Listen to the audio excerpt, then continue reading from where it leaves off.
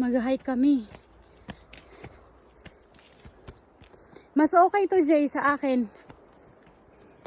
Kasi may bato-bato siya.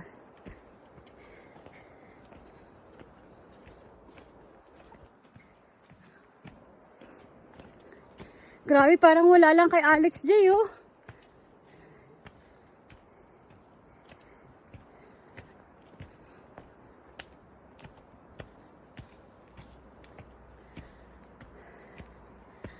Ay, grabe, nakakapagod.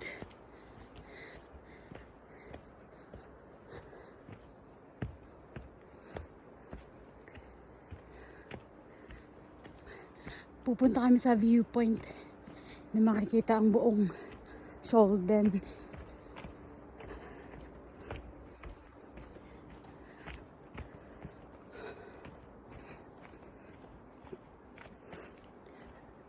Ang galing ng mga kasama ko.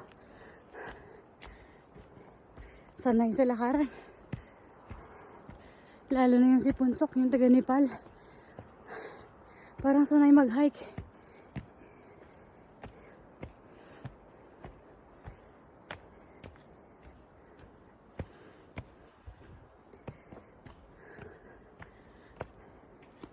Malapit na ba tayo? Huh.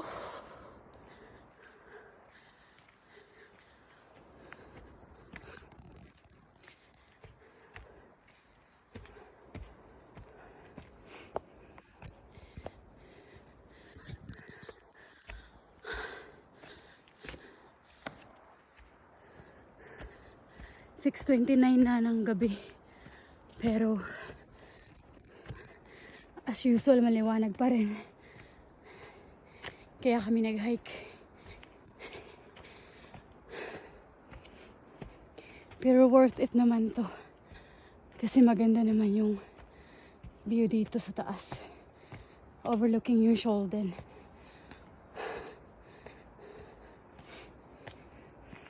Or parang ako lang yata yung napapagod.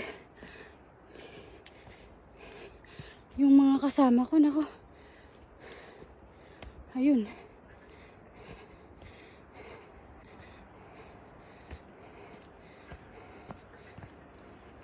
Malapit na tayo? Malayo pa, inaantay lang namin ikaw. Hindi, andito na eh. Nandyan na eh. Ano nandiyan na, babot sa kakit nga. Wala nang aakyatin.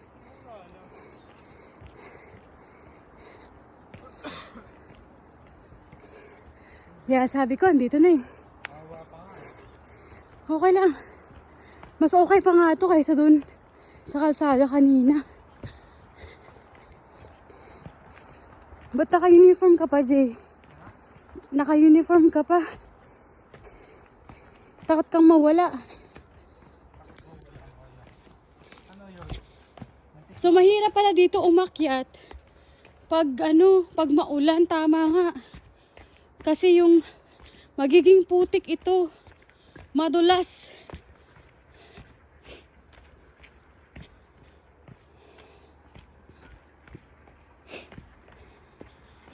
Ew. Parang malapit naman na yata. Kasi ito na yung ayun na. Malapit na.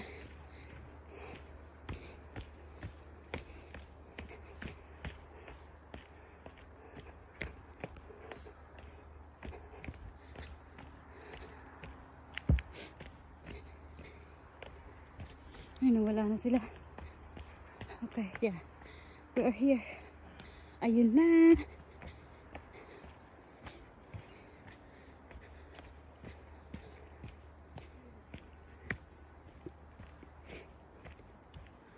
Ayun. Hindi ko na puputulin para kasama na lahat. Yeah. Nandito na kami. Ito yun. Hindi na yung mga boys. Ayan siya. Ayun. Ayan siya. Ang Sholden. There you go. Ang ganda-ganda dito sa taas. Ayun, yung lake. Kita-kita.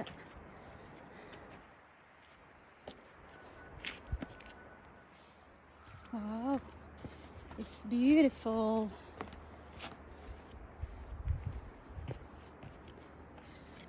Yeah.